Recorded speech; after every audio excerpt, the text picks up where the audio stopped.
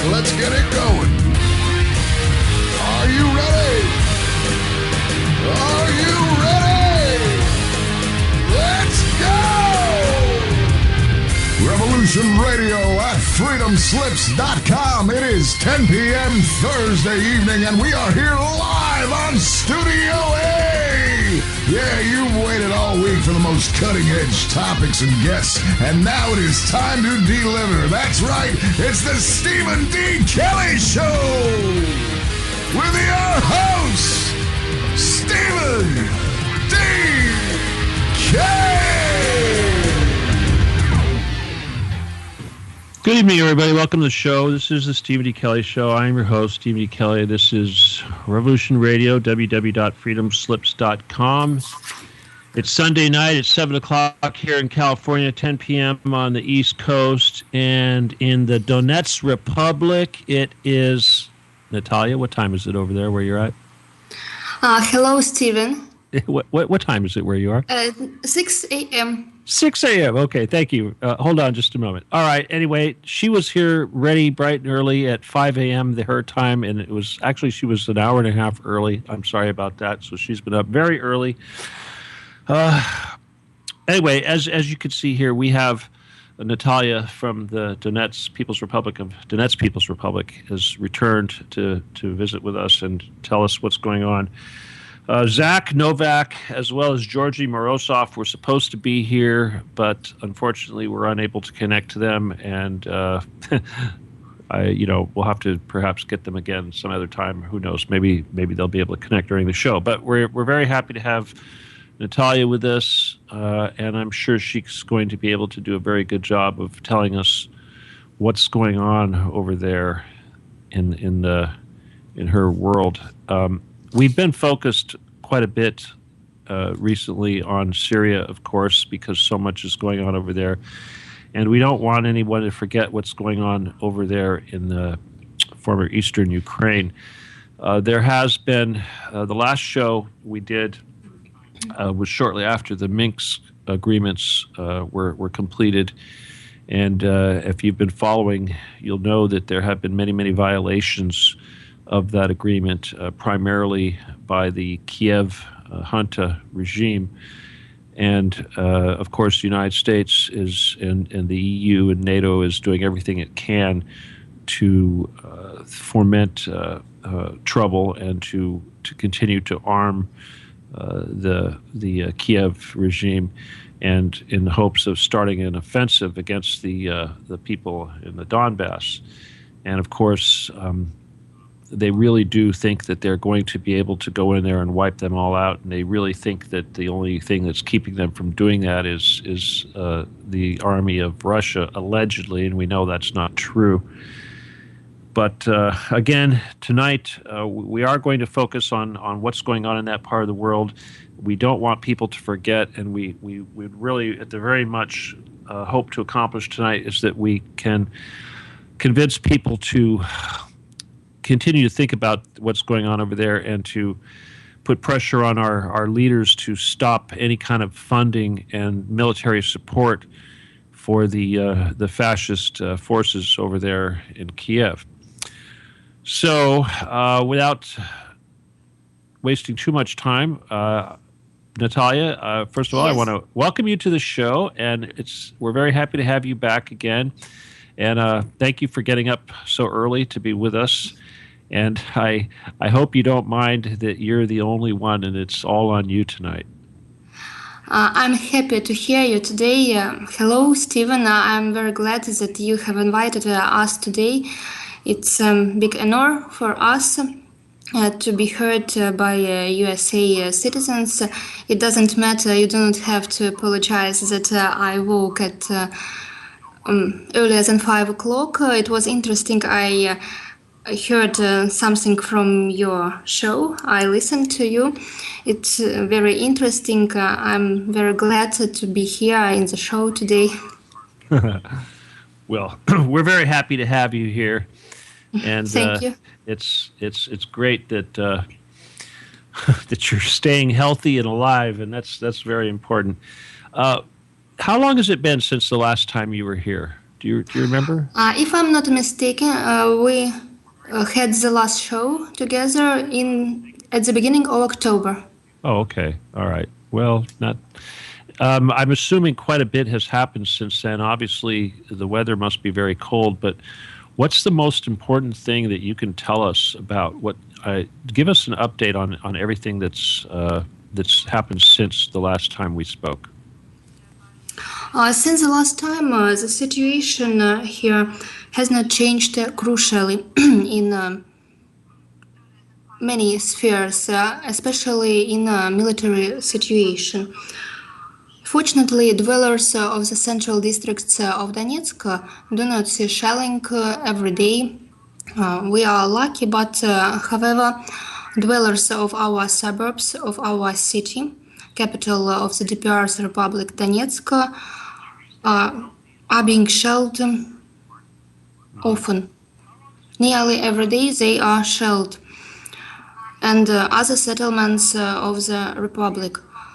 However, the shelling is not so severe in comparison with the summer 2015 and 2014 when the war started actually, and last winter, January and beginning of the February before the Minsk II agreements were severe. We talked with you last time, and it's unbelievable to forget. Actually, couple of days ago, on 22nd of January, we had a morning rally. We commemorated people who died in the central of Donetsk on 22nd January. It was a big tragedy for our city when Ukrainian shells struck a peaceful trolleybus at about 8 o'clock a.m. when people hurried up to get their place of work, universities. That day, 13 people died and 17 more people got wounded. Wow. Fragments of that shells flew away, destroyed bus station, public transport cars, people burned in car, and it was impossible to help them, and infrastructure hasn't been restored yet totally. In general, authorities try to do everything as possible. Of course, humanitarian convoys from Russia help us regularly with food, clothes for children, aged people, and building materials. Our city is being restored all the time, but even at the rally, people looked at the buildings surrounded, houses, populated houses, and not. There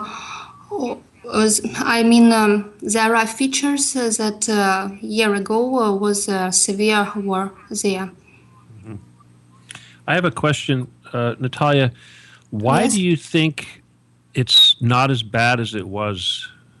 What do you think has caused the shelling? I mean, aside from the Minsk agreement, is there any reason that that the shelling would be less effective now than it was? Are they actually trying to hold back, or is there something that the militia is doing to protect the people better? Yes, I understand your question. Actually, I'm not adherent of Minsk, and majority of people do not understand this agreements. Ukrainian forces, Ukrainian nationalistic battalions sent here by Kiev junta try everything possible to shell, to make suffering people again here. They bring closer and closer heavy armament. I'm sure that our militias, our government try to protect people, not to show to people see such horror, at least in the center of cities. But it's impossible. It's still impossible to prevent in suburbs. I mean that it is better. Of course, it's better that our children are studying this year without obstacles. They go to schools. I really impress my sympathies to people who live in suburbs. Children also live there. Schools in Gorlovka are shelled all the time. It's a pity that this town has already become a hero. Such resistance for so long time, no one could forecast this before. And Minsk agreement, it's very Meaningless. dangerous for us. It's frozen war, and Poroshenko, president of Ukraine, didn't try to hide it. No when, and yesterday he announced openly that he wants to stop this frozen war as soon as possible, and to start to act to return back Donbass to Ukraine with all possible ways. No, we understand that he means war, military forces here. It's kind of you have to wonder if obviously they Poroshenko and the junta would like the Donbass returned to them, but do you think that they really need it, or is it just? I mean, in other words, I think the Ukraine, it has problems, but it can survive very well without the Donbass. So do you think that there's any reason other than pride that they must have it back? You mean they do not really want it? They do it by order of Western authorities? Well, yeah, I think so, but I think that the Donbass area must be very important strategically for industry and other things, and it's almost like the Ukraine must have it back to survive, but I don't know if that's true. Do you think that that's why they're like that, or is this mostly just because of politics? Of course, Donbass was earlier, and now would be strategic area for Ukraine. It is a rich land, and the main part of the budget was refilled with Donbass nations because it was very rich, powerful industry area. Really, Ukraine couldn't leave us alone when the war started, when we expressed our will to separate from Ukraine and to have our own economy. But now, actually, Ukraine, how to say, we are not the only problem for Ukraine that we separated. All the time, rallies happened in different regions of Ukraine. Scandals. Probably you saw very funny scandals in the Верховна Rada. It's some kind of White House, like in the USA. Officials are quarreling all the time. President lost his influence upon them totally. Also, diseases are spreading so much. Such a strong epidemic of flu is now. People are dying in Ukraine. Economy is being destroyed. But it would be better to leave us and to start to resolve their other problems.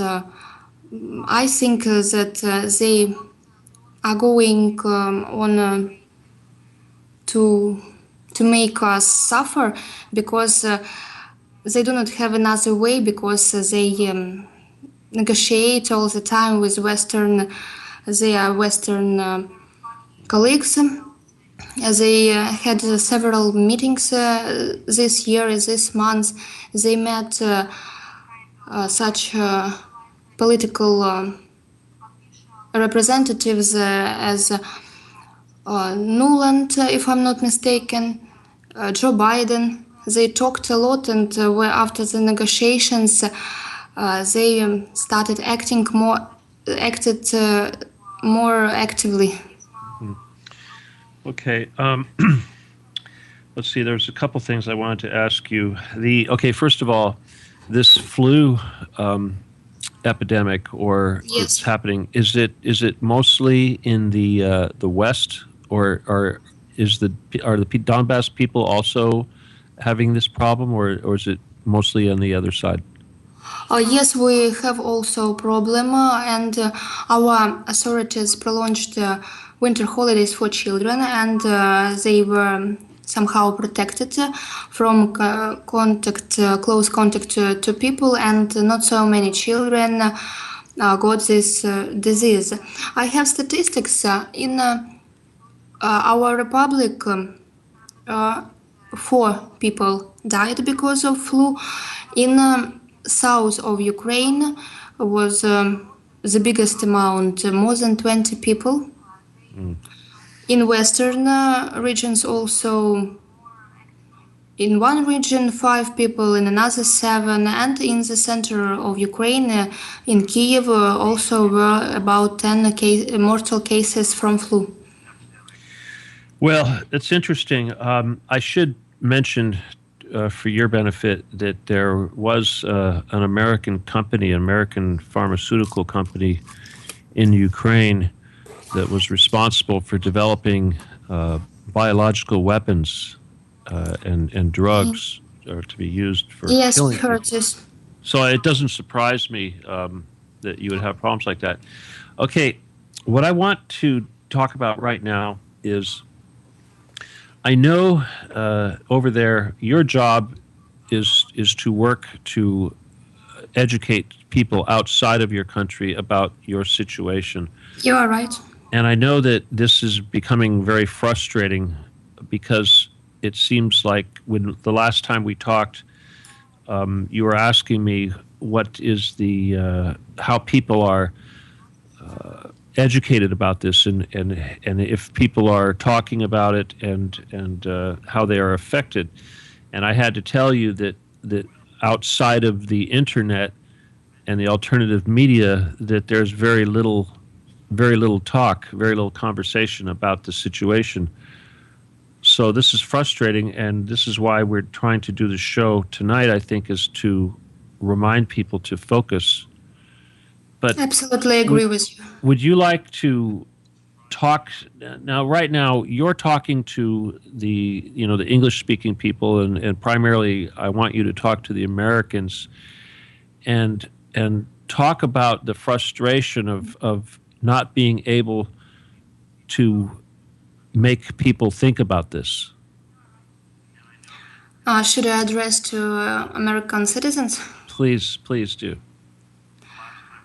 Dear friends, it's very important for us your not support actually, but it would be very great for us if you support us, but to understand the situation here, that Donbass now in a stage of a really frozen war, and that horrible war crimes committed by Ukrainian junta will not stop, and our children deserve for normal life.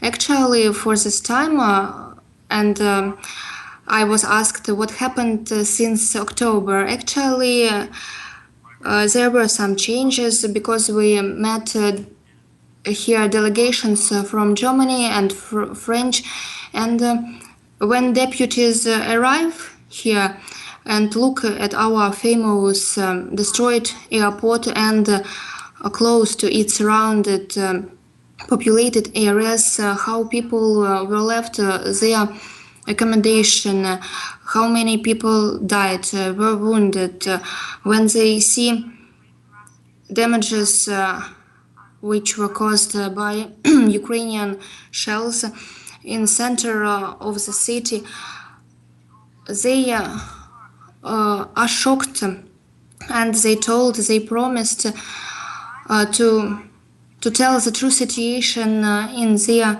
countries, in Germany and France. Sorry. And to tell people the true situation, and that they told us that Donbass is a part of Europe, and we have to live without war, and we have to stop all the wars in the world, in Syria especially. People do not have to suffer there, but when they leave, the situation, I mean information war, didn't change because there are authorities that do not want to understand people's grief, to live in such conditions. They have another goals and do not pay attention to civilians. And Ukrainian authorities, especially President Poroshenko, threatened these officials who arrived here in Donetsk from Europe.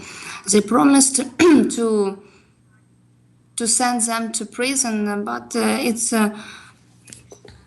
impossible. But such information war,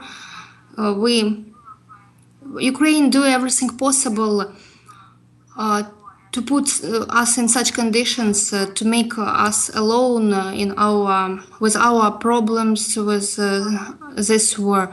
They promised so many times.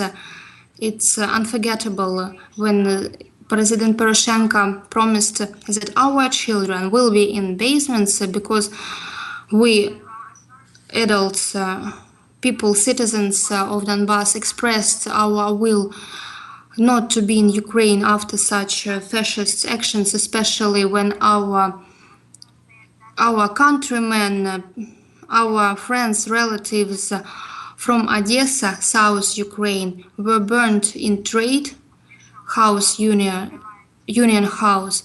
So many victims, so many casualties were, and politicians laughed at this situation. It was such an expression of cruelty. It's unbelievable to be together. And we ask you to understand our problem, that we need peace. We want to live in peace. We want this war stop. We would be separate republic, and actually we have changes in our economy system and other systems. We are joining this time with Lugansk People's Republic. We started being closer. Not in the war. We joined together against Kiev when the war started. Officially. We have become one state, and in future we hope that the project Novorossiya will develop and other regions of Ukraine join us, as it was earlier historically before Donbass and several other regions were presented to Ukraine. But earlier we were Malorussia and as a part of Russia, and we have still such a hope to be together, not to live in war. Thank you. Is that a break? Okay, it looks like Yes. we're taking a break. Okay, everybody. No, that's kind of weird. We're not supposed to have a break. What was that all? Keith, what was that? Is that coming from you over there, Natalia? Yeah, Natalia has a teeny tiny bit of echo on the line. Oh, It's okay. not very bad. It's just barely noticeable.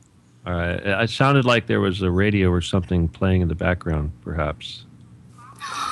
Yes, I'll turn it off. Oh, see, you're watching TV. Okay, I got it. All right. Anyway, okay. Well, thank you for that, Natalia. I know it's not easy to address all of the listeners like that and try Not to.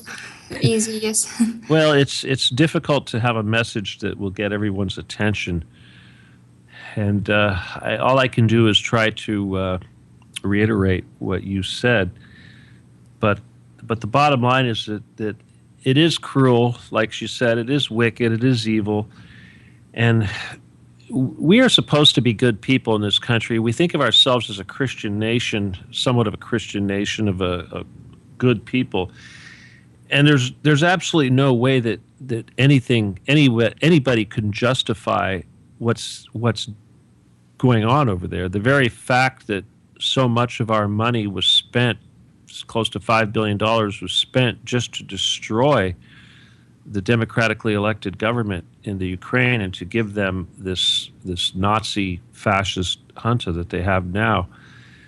It's incredible. And there's so many Americans out there, so many people that really need to wake up and need to understand that this is wrong.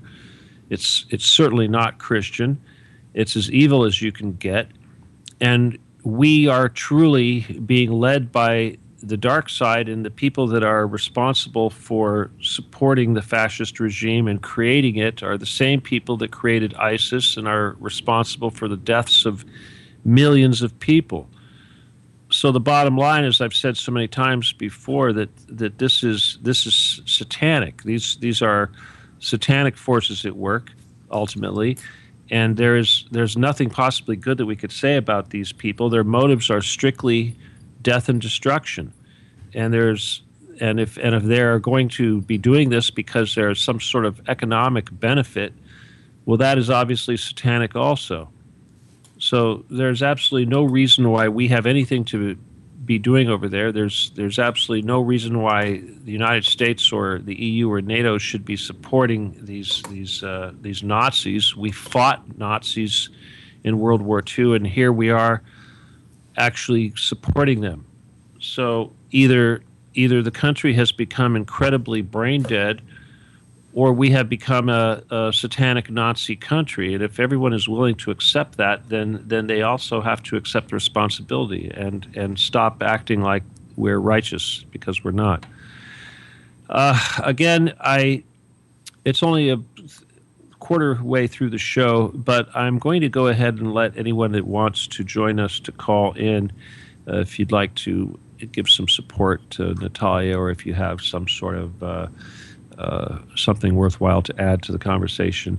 And the phone number to join us is area code 928-202-4608. And I'm pretty sure that's going to work. And of course, if you'd like to join us via Skype, you're going to need to connect to Keith.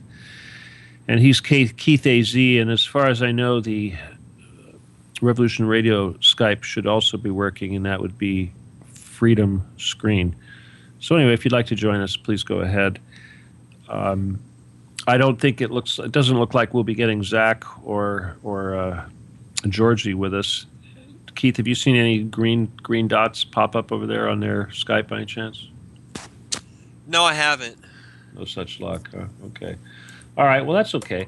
I kind of wanted to ask Zach about the introduction of the Barrett 50 caliber sniper rifles into the battlefield, and I know that this has been having an effect. Definitely, it's been having an effect on the militia, and I don't expect Natalia to know anything about that. But what else would you like to share with us, Natalia? Tell us a little bit more about your office and responsibilities that they've given you, and Okay. do you feel like it's working for you? Do you think that you're making progress? That I'm making progress? Yes, with us, of course. With you? Or at my with the office? world at large. Do you feel like your efforts to educate the world about your situation in Donbass, do you think it's gotten any better, or what? Tell me about it. Yes, it's getting better. Of course, our programs with you, thanks to you again, it's a big chance to talk to American people. It's our attempt. It does not depend on us how many people will listen to us or believe us, but we have to try, we have to discuss, we have to express our opinion. We're trying to do everything possible, and thankfully to your show, we have such ability to talk, to tell news. I will try to tell all the news for today. The most interesting questions I will give answers to you. Concerning my office, I have already told you probably that I was employed when the war started, when it was hot war. I was employed after summer 2014 at the beginning of September. I was employed as a translator interpreter from English and from Russian into English to have dialogue with English-speaking audience. Now I'm trying myself as a journalist. From time to time, I write articles, especially about situation here in Novorossiya, in Donetsk Republic. I'm trying to write for our people, to make photo reportages, and of course I'm translating into English and post with photos all the most interesting, important news from our Donbass area. You told me that you actually have a title, a government title, that you're a deputy. No, it's a mistake. No? No. Okay. Well, someday maybe. Actually, I help to one of our deputies with translations, but I do not have any attitude to government. Okay. Yet I do not have. Maybe in the future. Well, someday, perhaps. Why not? Okay. Now, your agency or the company that you work for is the Novo Russia News. Is that right? Nova Russia Today. We Novo have Russia group. Today. Okay. We have group in Facebook, Nova Russia News. Okay. Of course, also, I want to ask people, if you have not done that, to join their Facebook page, to like it. But let me spell it out for everybody, because it's not spelled like you would think, but it's NOVO ROSSIA. Is that correct? It's Russia with an O, correct? ROSSA? Yes, absolutely correct. Okay, all right. So Novo, NOVO ROSSIA. Novo Russia. Exactly. Okay, so everybody, please go like that page, please. Okay, now our other guest was supposed to be here, Georgie. He actually works for another agency or another. Is it the Donny News? Is that it? And now we work together in Novorossiya Today, Nova Russia Today. Okay. So were these actually two separate news networks that are working together now? Is that right? No, we are separate. We do not work together at all. Okay, but you cooperate? I mean, obviously you serve the same cause. You're not competitors, right? Not competitors, but we do not cooperate. I think our agency do not mind to cooperate, but no suggestions from their side. We do our work separately. And I'd like to point out that our agency, Nova Russia Today, was the first established in summer 2014, and their agency was established a year later in summer 2015. Okay, all right. Oh, goodness gracious. Well, let me ask you a personal question. What's going on with Zach? He's a wild man. What's going on? Seriously, can you tell us? How is he? He's working with articles. He writes not only about Novorossiya. He supports Serbia. His origin from Serbia, as you know. Yes. Uh-huh. Did Yep. he still. He supports Serbian people a lot. He's against war in Syria. He provides he's a very facts busy guy. Okay. All right. of atrocities in Syria, Yemen, and other countries. Do you still work together at all? Yes, Okay. we are. I'm probing. Not so closely as earlier. I see. Okay. All right. We want him. We want him to learn Russian language. Yeah, I agree. I think so. I was giving him a hard time about that because Georgie doesn't speak English very well at all, and Zach was trying to tell me that he's gotten much better. His English is much better now. And I'm like, oh yeah, well, what about your Russian? How is your Russian? So I think Zach expects everyone to learn English, huh? It's difficult to live in the country not speaking native language of native citizens. Is he? Well, he must be learning some Russian, huh? Yes, he's trying. Okay, well, I know no Russian. I'm sorry. A little bit of Spanish, but no Russian. So. Yo hablo español Hablo un español. también. Poquito. Yes, I know you do. Yeah, you probably speak more than Poquito. I do. Poquito. Anyway. All right. Well, listen, again, I really would like to invite people to join us, if they have any questions at all, or again, just to offer some support. And again, the call-in number is 928-202-4608. So what else is going on? Is it still pretty? Is there a lot of snow, or do you think spring is coming, or what do you think? You think more winter? What's it going to be like over there for you?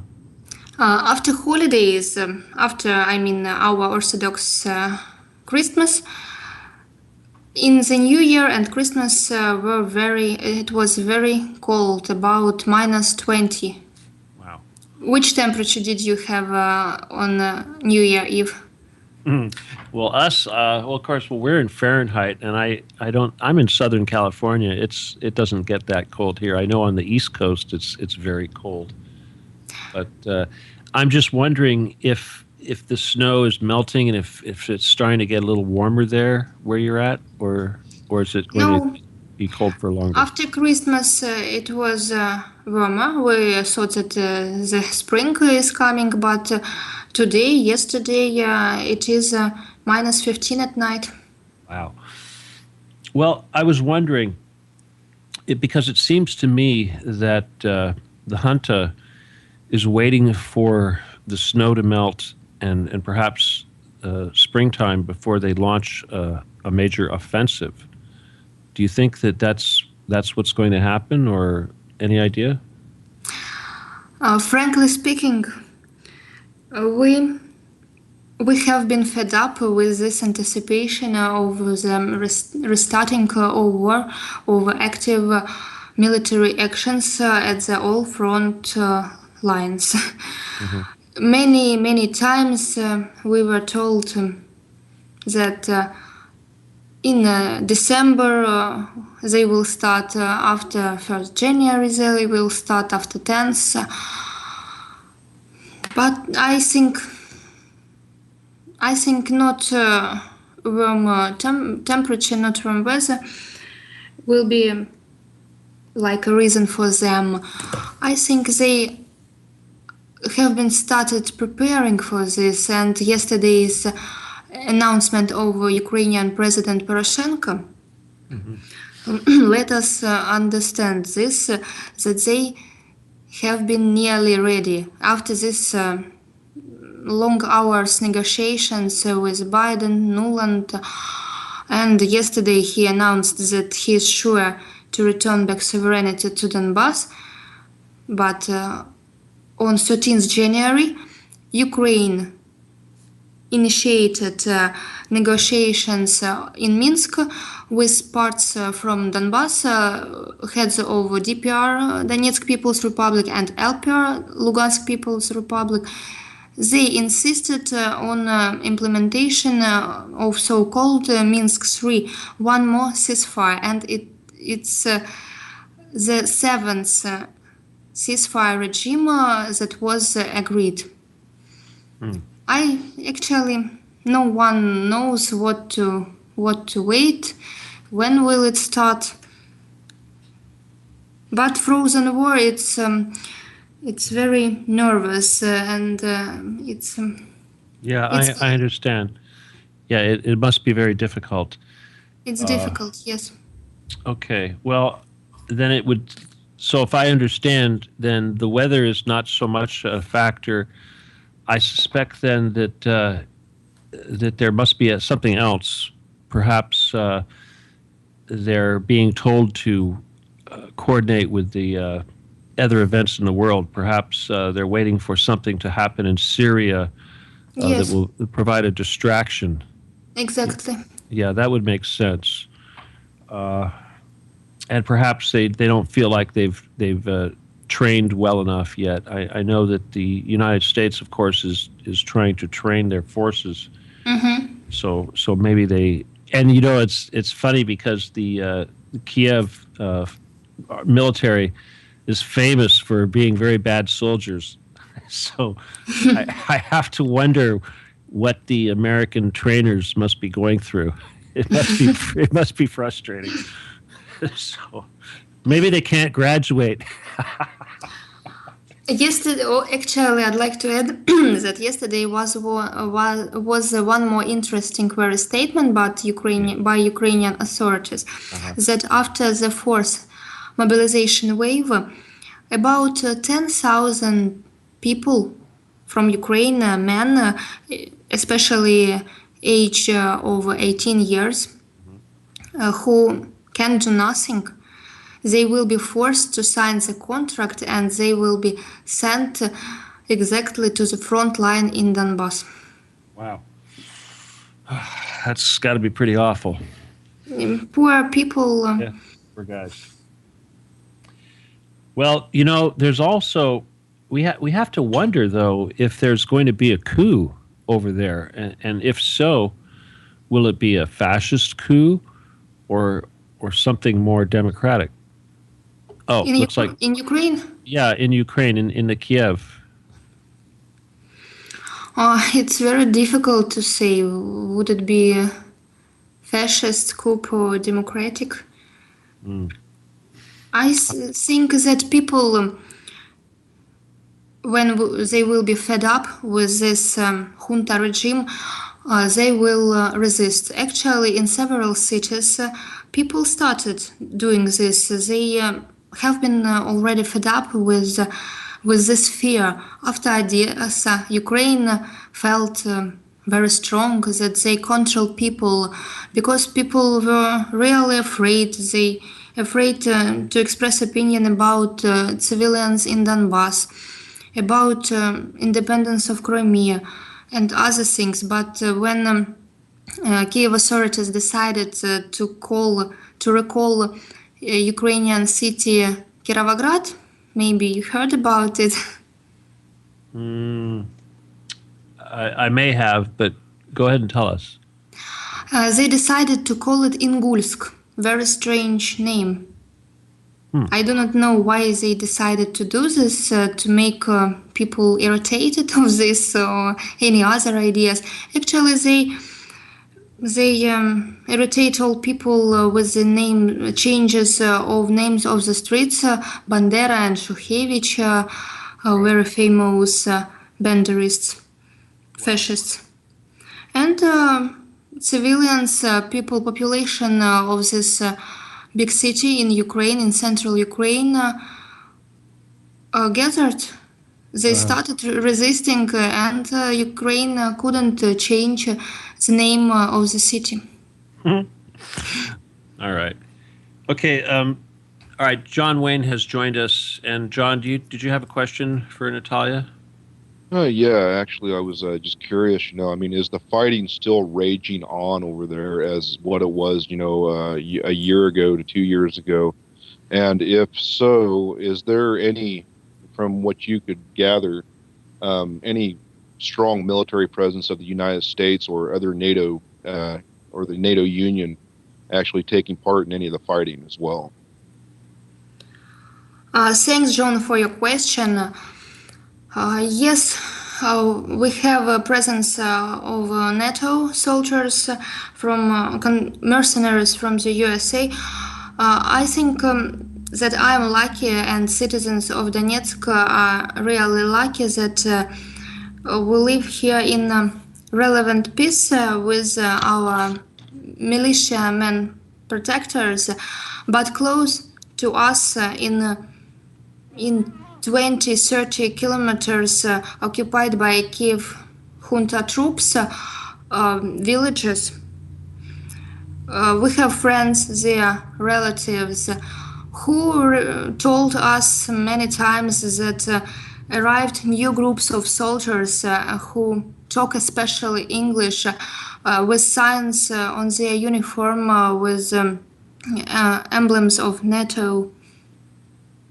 Actually, other mercenaries are also here. The information was confirmed that fighters from Syria, Iraq, Chechnya, who support Kiev nationalistic fighters battalions, are also in the territories of the DPR controlled by Kiev junta regime. What about Turkey? Is Turkey sending troops? About Turkey, actually, I didn't have such information. Okay, well, you know that Erdogan, the premier of Turkey, has been threatening to send elite troops to take back Crimea. Yes. Yeah. Funny. It is funny, isn't it? These crazy people, but yes. What do they want from the Crimea? I do not know. Well, they want that base. You know, what's really crazy is that the United States Navy is actually sailing in the Black Sea. What do they so do not belong there. And I think that this is the main reason why they were so upset about Crimea becoming part of Russia, is because they wanted that naval base so badly. NATO wanted to control the Black Sea. Obviously, yes. That could never happen. So it's just crazy, I tell you. Do you have another question, John? No, not right offhand yet, but if you don't mind, if I just hang around, and I might have something that comes up here. Well, I guess I'll tolerate your presence. Okay, that's okay with everyone here.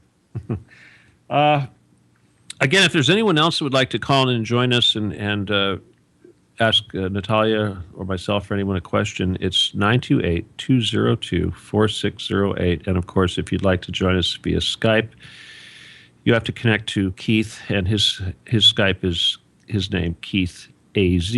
So that would be KEITH, capital AZ, or Z, if you will. Anyway, oh my gosh.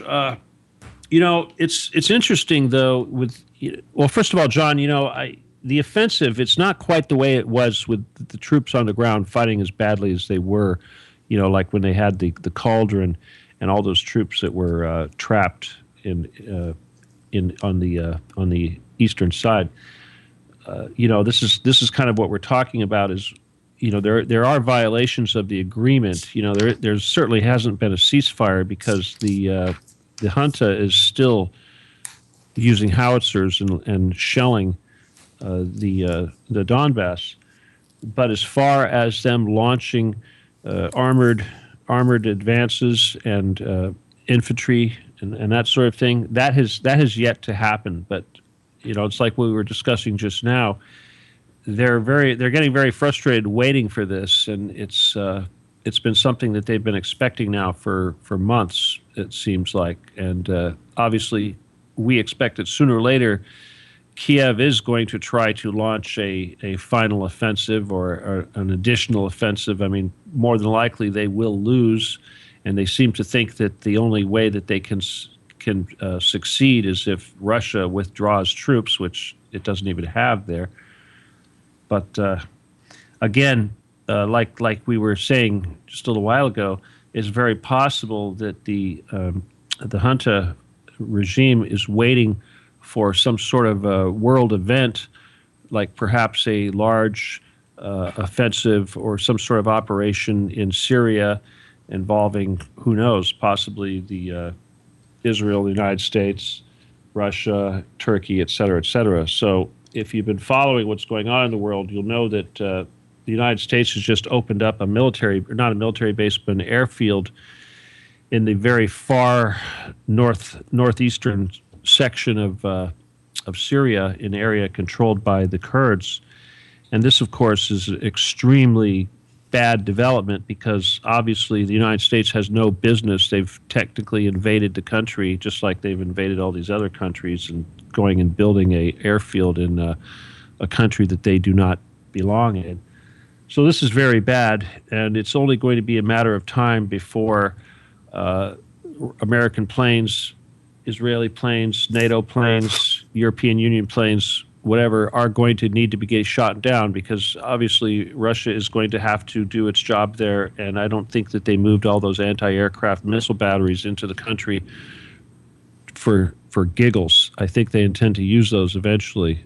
So if you're a pilot or if you're in the United States military and you have anything to do in the Middle East, you have to realize that you're on the wrong side. You're fighting for Satan, and if you die, you're going to go to hell because you don't belong there. You are the invader, and you are wrong, and you are absolutely dark and evil and twisted, and there's no way you're defending democracy or American freedom. You are nothing but a servant of Satan. Absolutely. Absolutely. And also, as well as, before they do any air operations over there, they fly in and drop leaflets warning the Daesh to, move out of the area before they actually strike. And, you're absolutely right, Stephen. This is the tinderbox full of gunpowder, and it's just waiting for that spark, that match to be thrown into it. Well, I'm just thinking that, we're trying to reach out to regular people, and if you're an American citizen or you're European or whatever, and you've got children and your children want to join the military and go fight for freedom, you have to realize that you're raising your children to go kill and die for Satan. There is absolutely nothing righteous about any of this. And the true battle needs to be happening at home because we have been overrun by the dark side, and these people that are posing as government officials in this country are pure criminals. And, this station here has been very much focused on events happening here locally in the United States regarding land that's being stolen by the federal government from American citizens. And, of course, I'm talking about the events going on in Oregon.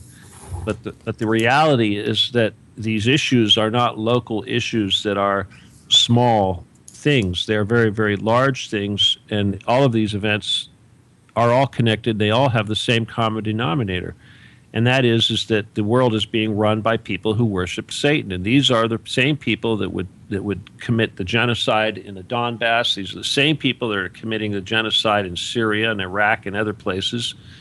The same people that are bombing Yemen. And that's what I was going to ask you, here is, is the genocide as rampant there in Donbass, in Kiev, there in Ukraine, the same way it is there in, Syria? Or is it, a little bit more, I don't even want to say the word laid back. They're not cutting heads off, if that's what you mean. But Natalia, do you want to respond to that? Can you repeat the question about Donbass? Let me rephrase it for you. He wants to know if the situation where you're at is anything like what's going on in Syria with the horrible humanitarian, the murders and all that sort of thing. If we are talking about humanitarian situation, blockade, it's difficult to compare with Syria. I do not know. We have a difficult situation. Of course, we lived much more better before the war. Now we live, everyone who lives here feels that we are in a blockade, that we can't buy everything we want, and we do not have enough money to do this. Luckily that we have such Russia, our neighbor, our sister, who helps us to our, especially our children, aged people, such population from risk groups. I do not know how to compare with Syria. We feel not very good times, and we are waiting all the time. We live now this about 2 years, 1.5 year.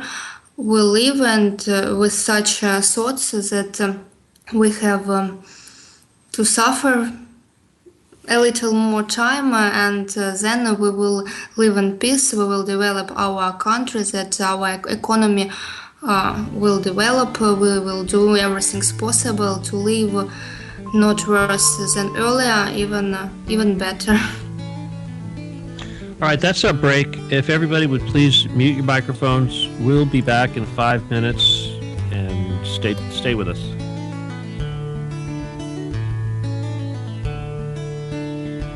You're listening to Revolution Radio, freedomslips.com, 100% listener-supported radio, and now we return you to your host.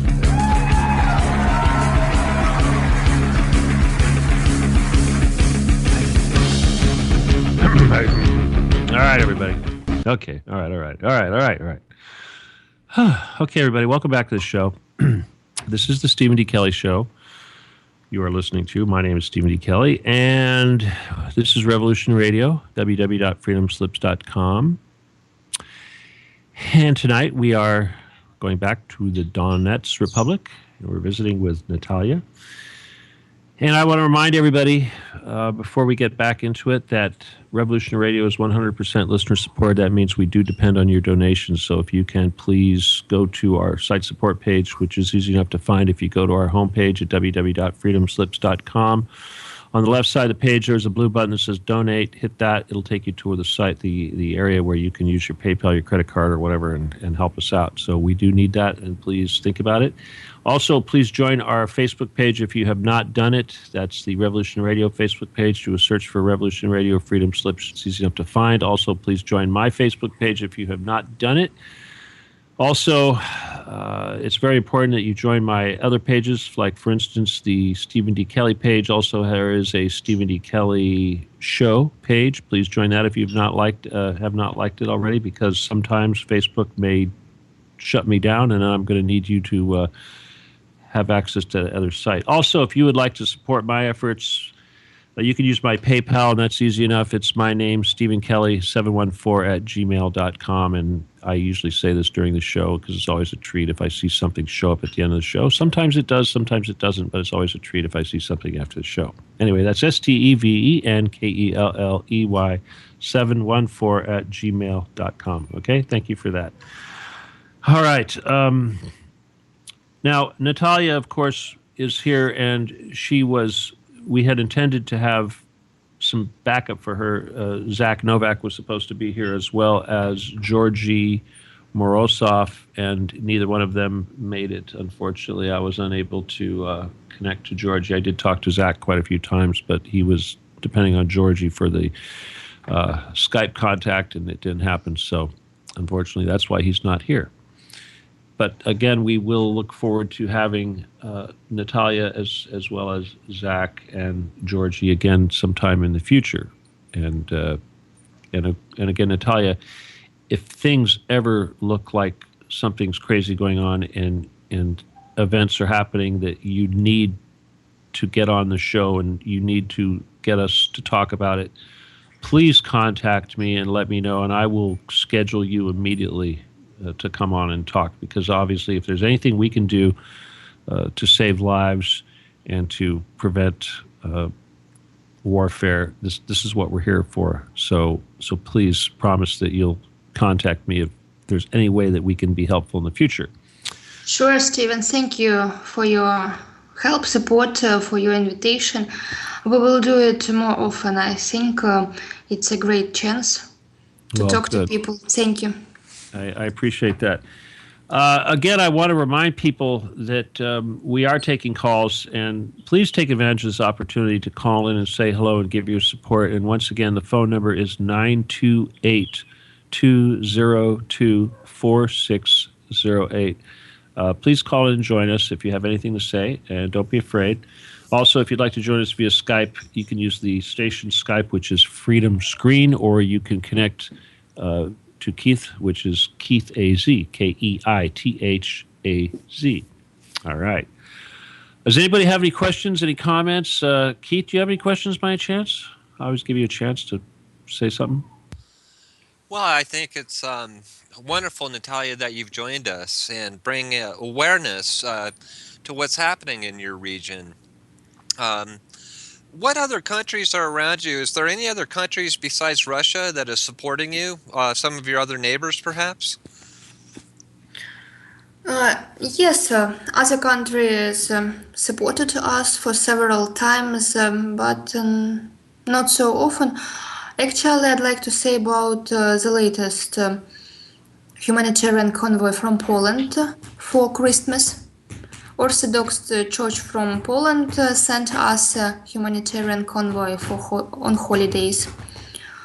What can I say? France several times sent humanitarian aid, especially food, clothes, not clothes, sorry, sweets for children. And the convoys, they always have to pass through Russia, though. Is that right?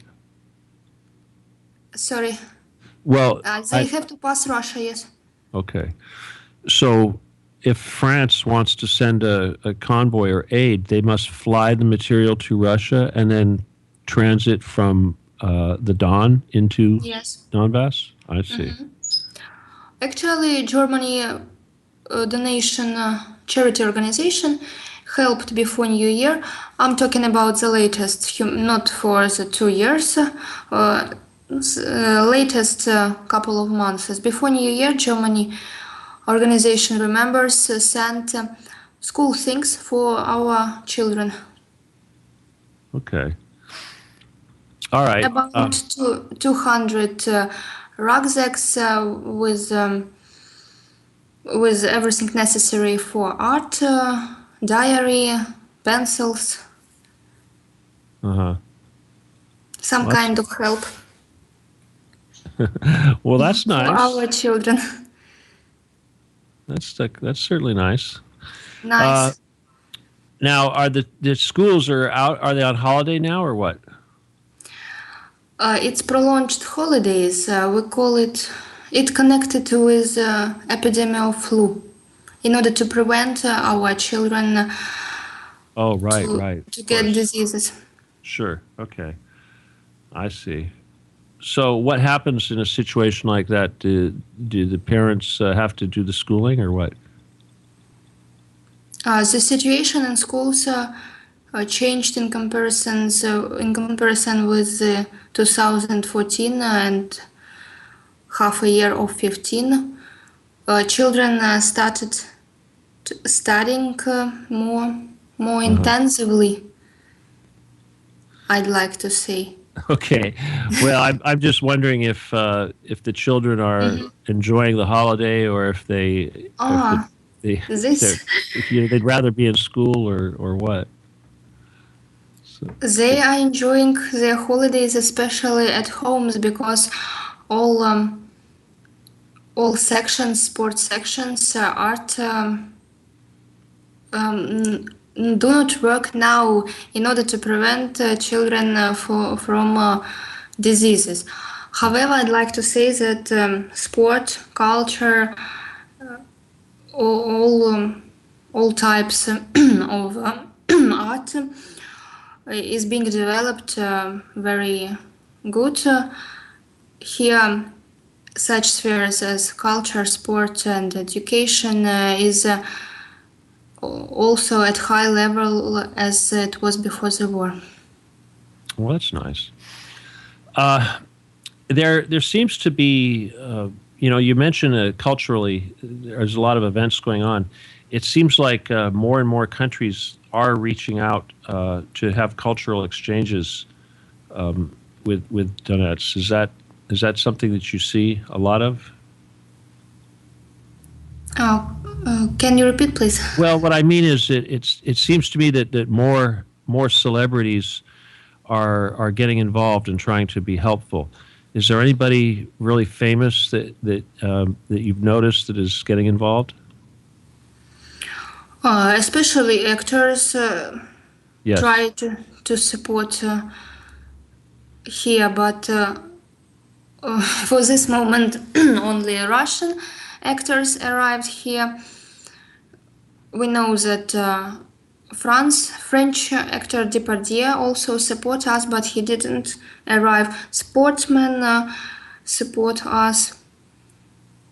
Many celebrities, but only Russian celebrities can arrive now here. I see. It's very difficult to get here from other European countries or other countries all over the world. Yeah, because you have to go through Russia, of course. That makes sense. So, but seriously though, I know that the last time we talked, you had a lot of questions about the American people and Yes. how much they are aware, and I know I didn't have any good answers for you. So, does it seem like everybody is really kind of forgetting about your cause, at least here in the West? Steven, did you ask me? Yes. Does it feel like that you're being forgotten? Do you think that the people in the West are forgetting your cause? Yes, sometimes it seems like this, that people forgot our cause, but in this situation, we understand. I understand when I see what's going on all over the world. Primarily Syria. So many people died. Last week it was reported by the United Nations organizations that nearly 20,000 civilians died as a result of this war. Actually, war in Yemen, poor people, children. I think that the situation is changing all the time. If we talk about Europe, Köln, who could thought that it can happen there? I mean, cruel actions of migrants in the New Year night. Actually, about terroristic actions, each week, nearly every day, Turkey, Burkina Faso, Cairo, other countries happened as a result of suicide murders. People suffer, and I do not know how to explain. It's offensive sometimes that people do not see us, and but the situation in the world in general is very serious. Many people need help, understanding, and further solution of these problems. It was a very I do not know how to say, when German deputies arrived here and said that we are together, we would help in everything possible ways. We do not need war and Donbass, our friendly country. It was coming. It made us calmer and more assured in our future. Of course, it would be very good if we would hear each other. All people understand other problems. Well, yeah, I guess it must be a little bit frustrating with so much going on in the world to try to compete for the attention of everyone. So, but at the same time, as bad as it is, apparently it's not as bad as it is in some places in Syria. Apparently, Yes. they're definitely having problems there for sure. I have a question here, Yeah, Steve. go ahead, John. Go ahead. You know, I hear of Odessa, Donetsk, Luhansk. Where are the actual battle lines drawn, I guess, within this fight, or is it basically patches of resistance here or there? You mean now in which places is resistance? Yes, ma'am. Donetsk People's Republic in many from all the sides, north, west, south. Actually, this night was shelling from the south direction. It is very dangerous because Ukrainian fighters tried all the time to act from the side of our airport. They reinforced their forces, armament, especially from that time, and when they were conquered, they left their power in airport. When we liberated it, they tried to bring their forces from other sides. Gorlovka, it's west of the DPR. Novolaspa, it's south of the DPR, and this night was shelling. And according to Ukrainian fighters, they occupy buff zones, which, due to the Minsk agreements, have to be empty. No one side, both DPR army and Ukrainian fighters do not have to be there, but in December they occupied 7 villages, especially in the south from Donetsk, and they conduct regular shelling from that places. Villages are nearly destroyed, and any house is without damages there. Yesterday in Gorlovka, actually, 2 people were wounded. A grandmother with her granddaughter, a girl of 15 years old. Again, children are suffering because of this ceasefire regime committed by Kiev junta troops sent here. Actually, OSSE mission last week was under sniper shooting. It's luckily, fortunately for them, that no one was hurt. And if you want to know, and they knew this fact, that only Ukrainian fighters could subject them to shelling. They were sure that this zone won't be shelling that time, because they coordinated and signed documents over ceasefire regime, special ceasefire regime in that zone, where it's necessary to restore water supply, gas supply. It's about 10 kilometers to the west from Donetsk. And from Ukrainian side, from Mariinka, snipers started shooting, and luckily they got Donetsk without wounds, only with damages of his car.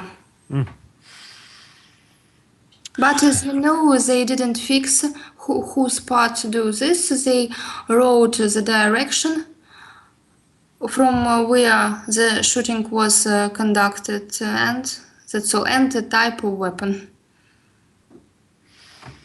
So I mean, what would it take to end this fighting? I mean, is it going to take a full-out blown, major war between NATO powers and Russia, or is it going to be able to be resolved within the own country's political parties?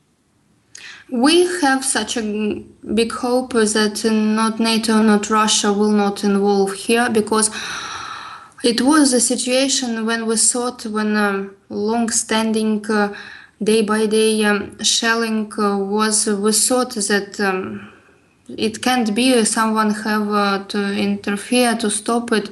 But now we understand that we can be in such a blockade, but it's difficult in a frozen type of conflict. But we have such hope that in a year it would be solved, but not major war would be inflamed.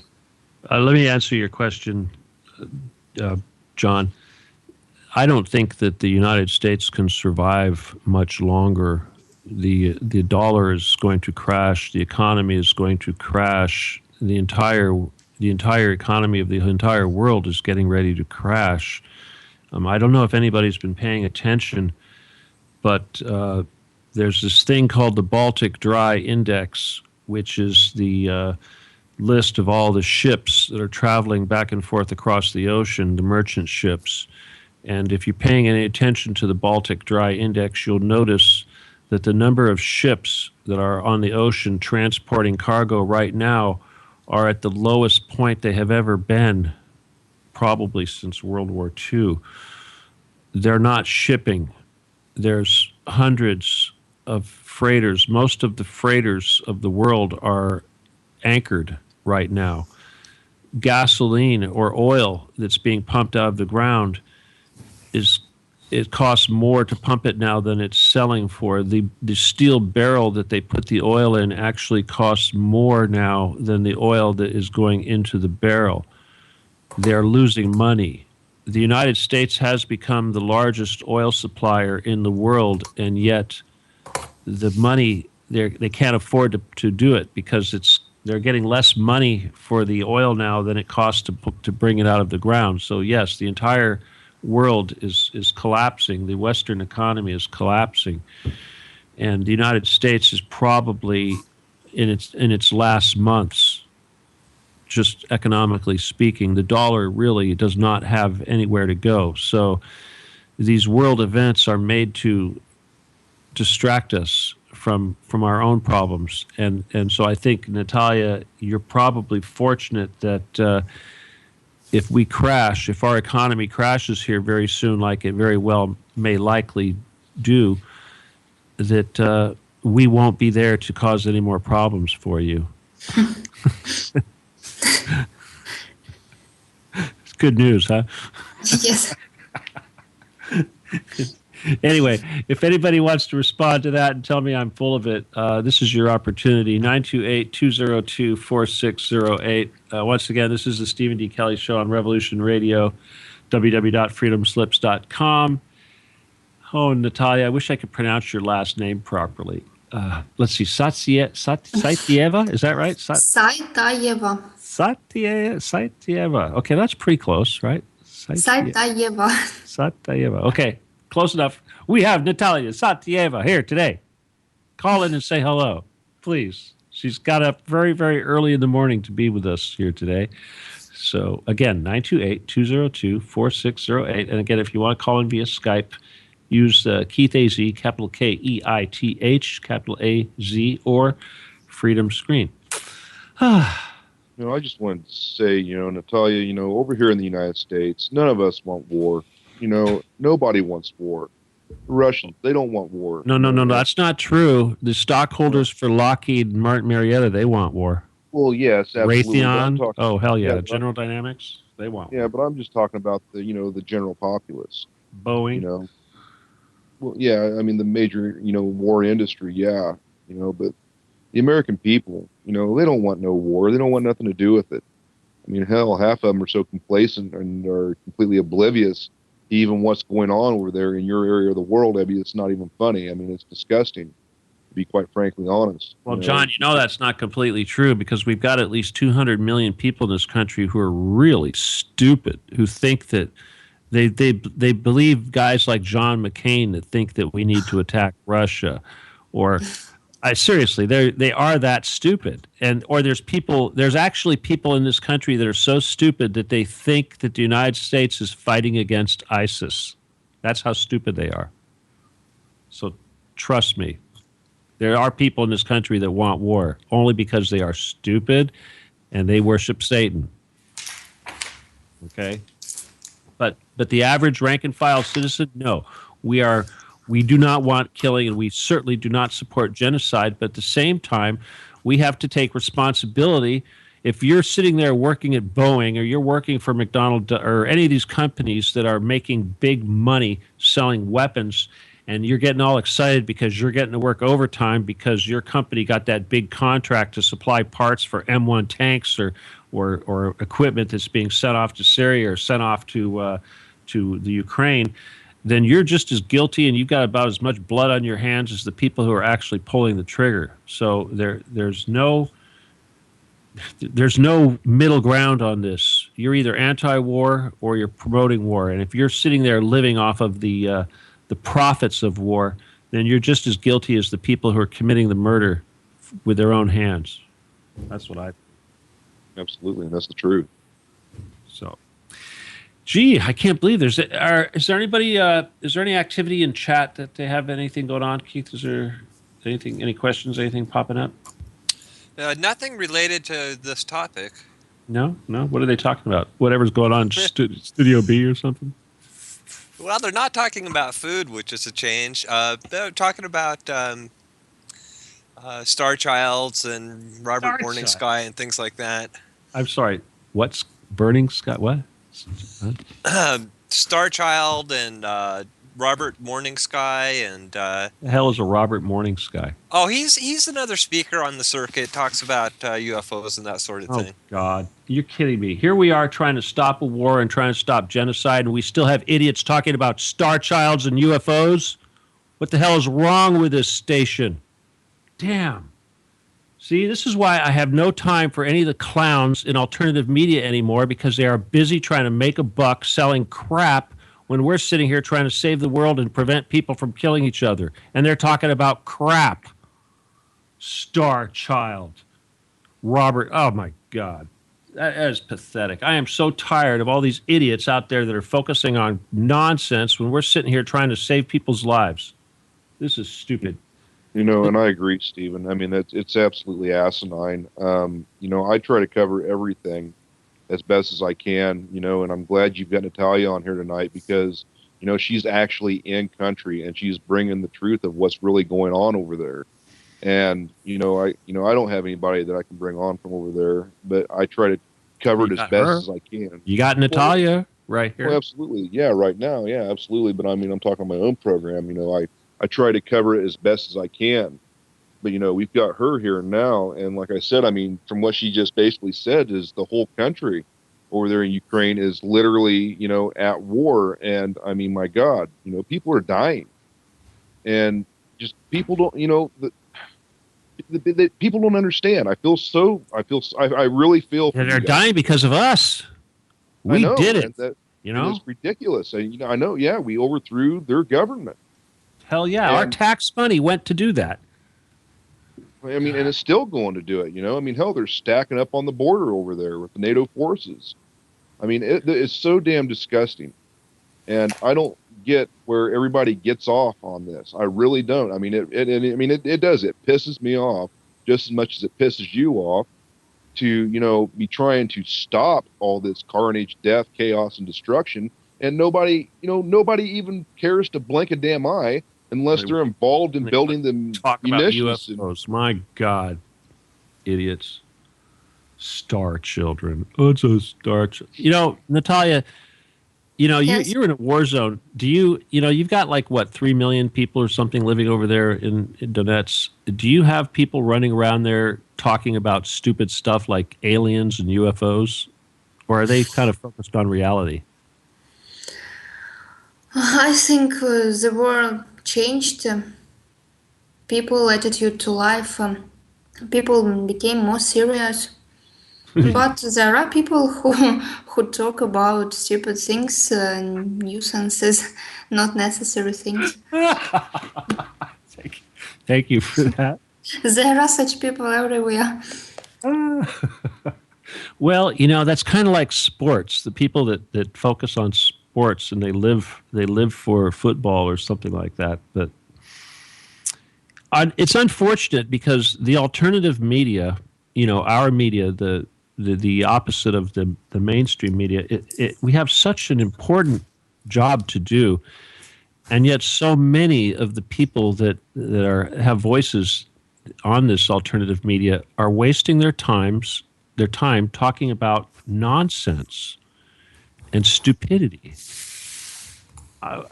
This channel. I know our network is certainly has quite a few people. There's nothing wrong with it. I do that too, but you're right. It's like there's no time for that right now. We have to get serious. People are dying, and we have so many people focusing on non-reality. There's a time and a place, and it's not right now for that stuff. No, it's not. Star Children. My God. I'm sorry. That just completely takes the steam out of my sails. Okay, well, we've only got 30 minutes left in the show. And again, Natalia, I want to thank you for being here. And I really would like to think that we've accomplished something tonight, at least to remind people to remember that that the people in Donetsk are suffering, and we have to take responsibility.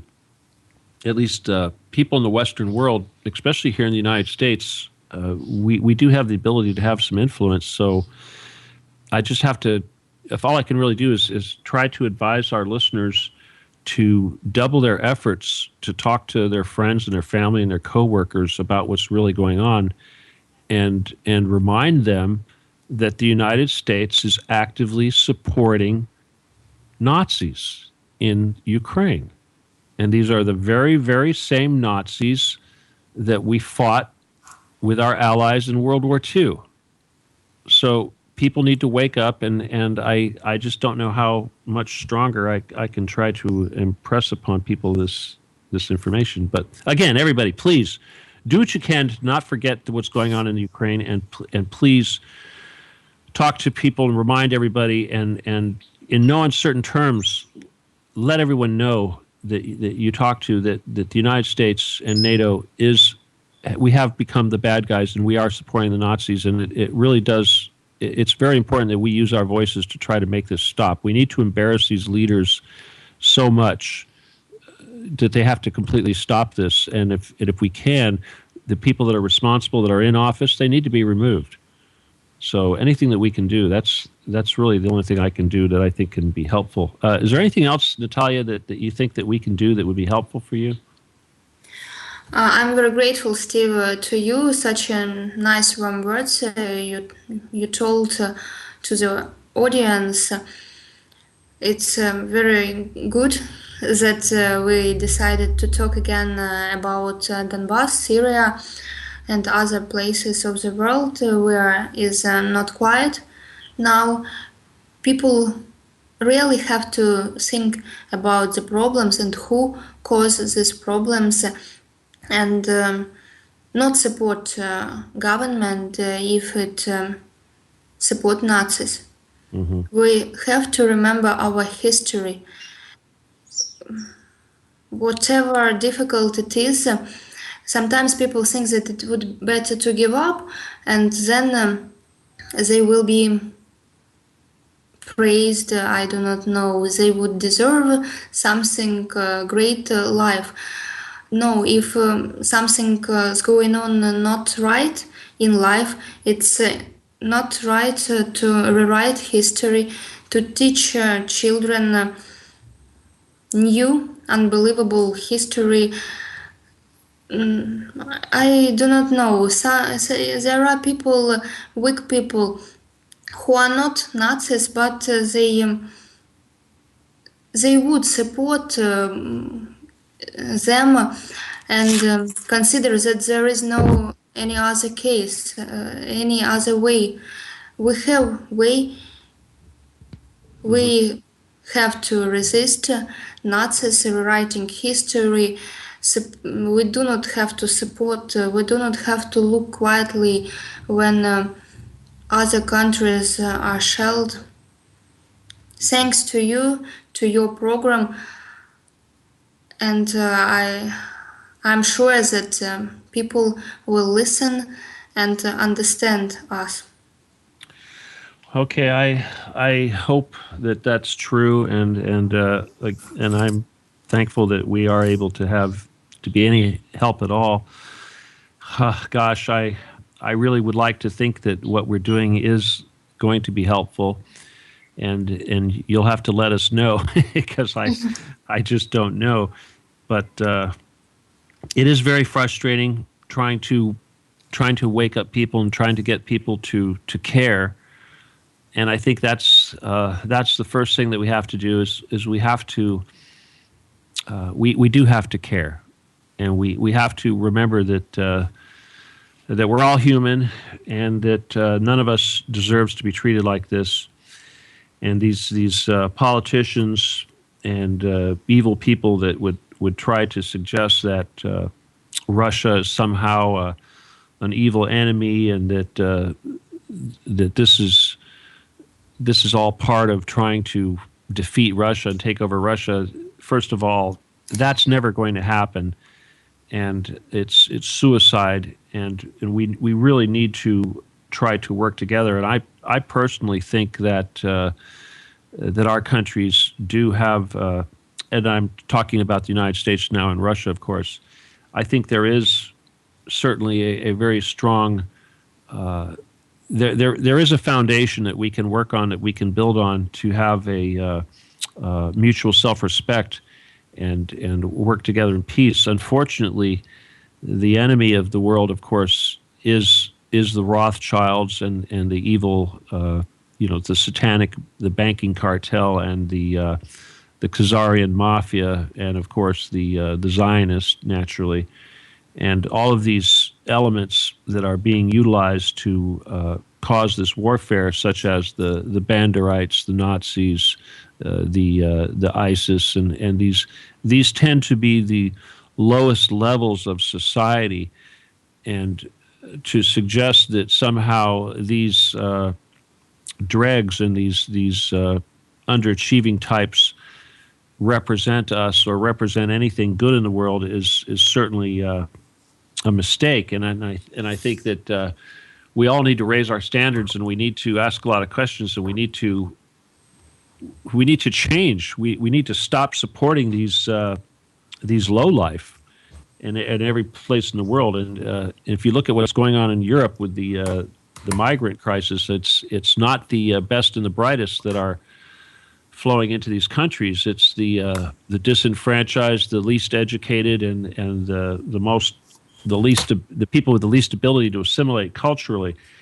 And so this is a corrosive action. It's made to there's the people that are responsible for this are doing everything they can to destroy the world and reduce the population of the world. And we have to recognize this, and we have to recognize that the common denominators are always the same. It's going to be these people that worship Satan. So that's all I can really say about it. Is there any international flights going in and out of Ukraine? Out of the 6 airports, I've got a map pulled up and I'm looking at it. Or is there absolutely no air traffic going in or out? John, actually, our airport was crashed. Yeah, And John, the airport's dead, right? people can get our public. I know Donetsk is Yes. down. Does Lugansk have an airport? I'm not sure, but I think it was also It was destroyed. Also. Yeah, Yes. yeah. Well, But our Donetsk, airport was one of the biggest at the second place after Kiev, and international flights. Well, It was possible to fly to USA from Donetsk. Now We have in Mariupol, but you mentioned earlier in the show that the international observers had actually gone to the airport, and I remember their reports, but they said that the scene, the devastation, was very reminiscent of World War II, apparently. So the destruction, the airport destruction, it must be really, really bad. yes. Probably never going to get rebuilt, huh? Rebuild? I do not know. Is it great to rebuild airport in the place where so many people died? Too many people. They'll probably find a new location. Huh? Yes, so much blood was split there. Unbelievably, how many people died there. Are the Ukrainian forces or the Kiev forces, are they still there? Are they still trying to defend that area, or have they been driven out? No, they will never have such ability anytime. In airport has such infrastructure. When they got there last year, our militiamen spent so much time to make them go out of there. Okay. No No, way. We I was, protected now very good. Yes, I'm, John. I'm sitting here looking at Moldova, and is there any support coming in from Moldova, or are they a NATO country as well? Do you mean do we have support from Moldova or do we support them? Well, either way, or well, I guess you can answer. I mean, obviously, I mean, are they supporting you guys, or are they just kind of just sitting off on the sidelines, just watching things unfold? No, I never heard that Moldova support us as well as Russia, for example. They have their own problems and do not care about us, I think. There's a possibility that they may also try to separate. I think, John. There was some talk about that. Huh. So yeah, they may be having their own problems also. If there's anyone else that wants to join us, we're almost out of time here. Again, less than 20 minutes. 928-202-4608. I am completely out of questions for you, Natalia. Gosh. How about you, Keith? Anything? No. No, I was Let's just talk about food. What are you going to have for breakfast, Natalia? What's for breakfast? actually I do have answer that, but I another follow up question is how about heating oil? Do you guys use heating oil, or is the cold winter? Are people staying warm enough? Okay, so do we have a cold winter? He's asking about the supplies, the coal and the oil. Our supply system. Yeah, Heating supply, you mean? right. We have very good heating now, but the first frosts in December we had problem. About 2-3 days there were no supply and it was cold. The problem was caused by Kiev authorities. Now, I know that some time ago that the Donetsk was still supplying coal to Kiev. Are they still doing that? About coal. We stopped, but then restarted, and the final decision, I'm not sure I can't tell you now. Uh-huh. Okay. But there's still some cooperation there. Keith, I believe that the people in the Donbass are in a little better position with respect to that than the people in the Kiev regime, because I think that Donbass actually is a coal supplier, so they may have better resources than the people in the West. Of course, people in the West, they have at least nothing, any resources, despite wood. They have forests. Uh-huh. Well, wow. Okay, well, that's their problem. They can grow food. Of course, if the United States gets involved, they'll get in there with Monsanto and GMOs and everything and poison everybody. So I know that's what they want to do. Well, I'd like to think that things are going to get better. It's at this point. It's the main thing is that the Kiev is still violating the ceasefire. They're still, launching shells over there, but there's no major offensives yet. And if we could get them to stop violating the ceasefire, that would certainly be a big deal. But we know that Poroshenko has no intention of giving up this fight. And they intend to retake not only the Donbass but Crimea as well. So it could never happen, right? And I certainly don't see Russia sitting and allowing that to happen either. Obviously, Russia is not going to allow Kiev or anybody to take over Crimea. So where's it going to go, right? World War III? Probably. Let's Nobody? hope that it won't be Yeah. World War III. Let's hope not. Let's hope not. No, there's so many things to worry about here. We have our own problems. I'm certainly worried about hell, Fukushima, the radiation. You know, the Pacific Ocean is dying. The largest ocean in the world is almost completely dead now. It's really bad. Do you hear about Really that at bad. all, Natalia? Do you hear about that over there? News about concerning The Pacific and the Pacific radiation? Yes. Ocean, of course. I heard it's awful about animals and water pollution. Yes. The climate is changing very much, I think. Well, the climate issue, of course, is artificial. That's something that they've created to try to control us. But of course, you live very close to Chernobyl, so you know how bad that was.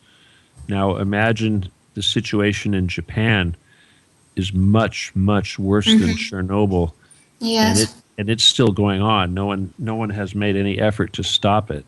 So, unfortunately, from a reality standpoint, we have a caller.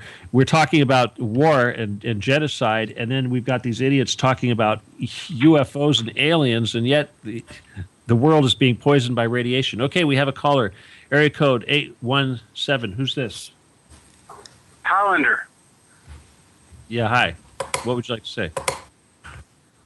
Well, the last time that I called in, I got to talk to a wonderful guest that you had, Tosh Plumley. Right, Tosh. And, hey, have you followed up with him? Is he doing good? Is he safe? Is he healthy? Tosh is alive and well. He has some issues with Washington, of course, that are still trying to harass him over the whole Benghazi issue. But as far as I know, he's doing good. Do you have anything you'd like to address to our guest tonight? Yeah, I think that she's fantastic. That's all I can say, is that she's sharing truth, and here we are, listening and receiving the wonderful... Well, thank you for that. There you go. All right. Well, thank you. Thank you very much for that. And Natalia, there you go. You have a friend. Just one. If thank you for your support. If anybody else would like to call in and say hello to Natalia, again, it's 928-202-4608. If you have any questions at all, now's the time to call in. Okay, we're down to the last 10, 15 minutes. So if anybody wants to call in, please join us. Go ahead, John. Now, obviously, we're under the understanding that there is U.S. naval vessels in the Black Sea. Now, the Sea of Azov, is there any action within the Sea of Azov with Russian naval vessels, or is there possibly going to be a confrontation within these bodies of water between, I guess, Russia and NATO forces? Oh, Natalia, you become a military analyst now. That's a tough one. Okay, let me just jump in here. I'm sorry. Go ahead. Natalia, did you want to try to answer that question? Because I will if you don't. If you repeat for me again, please. Go ahead, Stephen. All right. Well, first, John, the Sea of Azov is very small. It's off of the Black Sea. From a strategic standpoint, it's nothing like the Black Sea. It's not going to be a scene of naval battles. I could see where that question would come from, but it really is a secondary body of water compared to the Black Sea. It's not. It doesn't really have that strategic significance. Okay. Well, the only reason I asked is because, if there were to be warships up there in the Sea of Azov, it would put them a lot closer to, maybe Shellington-esque or, areas of opposition than firing away from the Black Sea. But then again, we have cruise missiles which are able to do the same thing besides having a battery. Just from a strategic standpoint, John, I would suggest that the Russian Black Sea fleet is certainly very, very capable. I don't see any military being able to operate in those areas, but from the standpoint of the ability of a naval power to affect the Donbass, you should remember that the rivers running through the Ukraine are pretty substantial, and if you go back in history, you'll see that the major river flowing through Ukraine was actually used by the Vikings to conquer the Khazarian Empire many, many years ago. So that could happen again. Okay, 250 just joined us. Who is this? Hi, this is Vera from British Columbia, Canada. Hi, Vera. What can we do for you tonight? Hi, I just wanted to say hi to Natalia and thank her for giving us information, because the media tells us nothing about this. And then on the internet, you're not too sure who is telling the truth or what's really going on there. But that it be known to her that people in Canada also tried to stop what's going on there.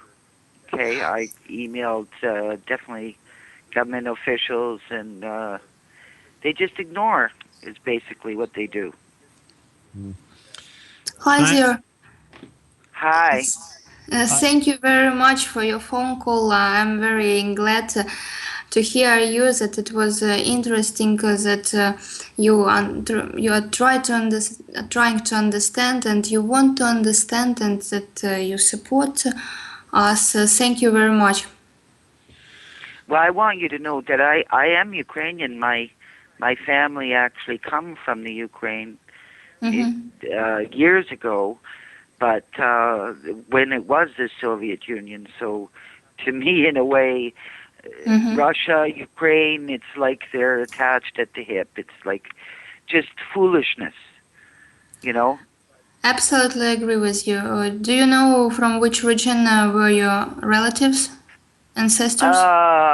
Lviv, I believe, and from my father's side, and my mother's, I'm not sure. They're both deceased, so, and I probably have other family members out there, who knows where, but, not been in touch, so. Very nice. But I'm very sorry to hear what's going on there. But do know that many people do care about what's going on, even if they can't really do anything. They kind of pray, and like our politician now that we have as prime minister, these guys are just puppets for somebody else.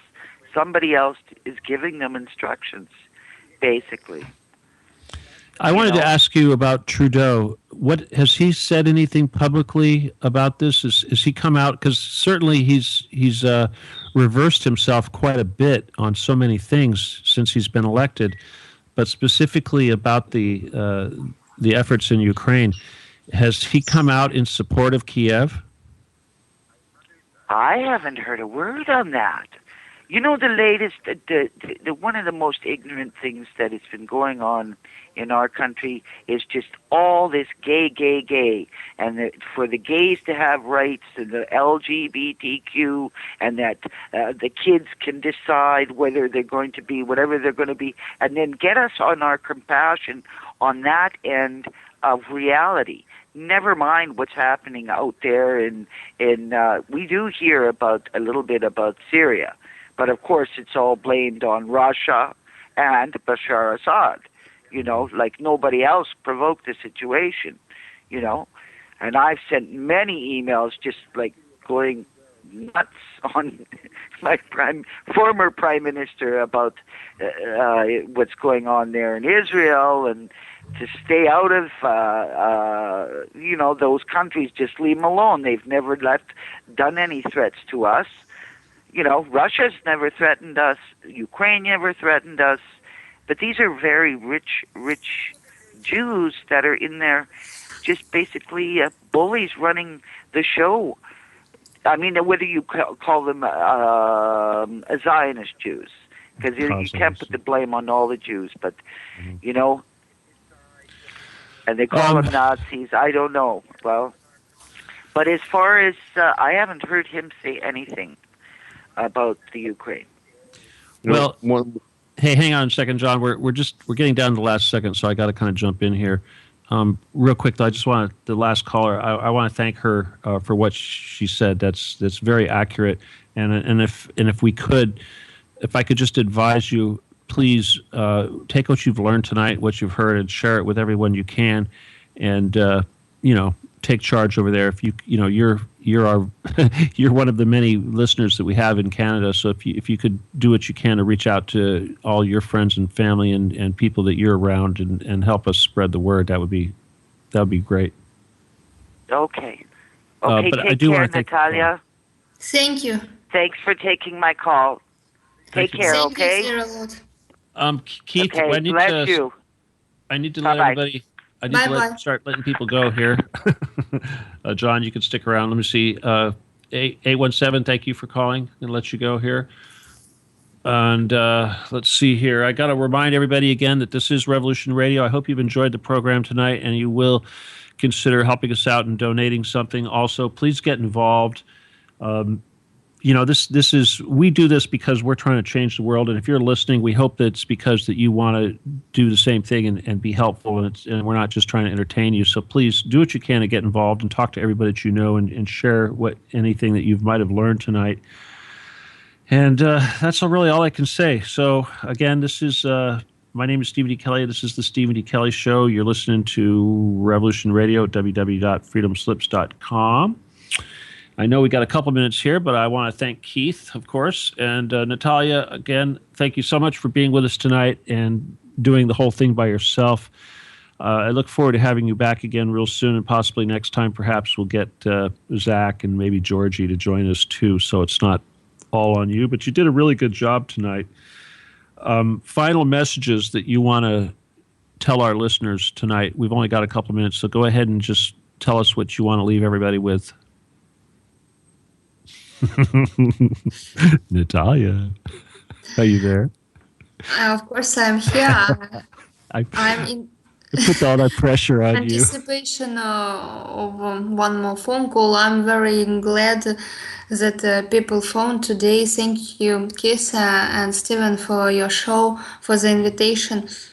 It was very important, interesting for me to talk to you, to people. It's amazing that people listen to us, that they think, that they also spend time for observation of the situation in the world. That's wonderful that we are not alone. Thank you very much. And thank you so much for your efforts in being here. And again, I'm really happy that we're able to do anything. And if you could, please go back to your colleagues and let them know that we're here and we'll do everything we can. And that is the end of the show. I want to thank you all tonight, and you listeners, thank you for being here. And we'll see you next week. And that's about it. But it's been a good show, and I want to thank everybody that's been here tonight and all the callers. So good night, everybody. God bless. Adios. Good night.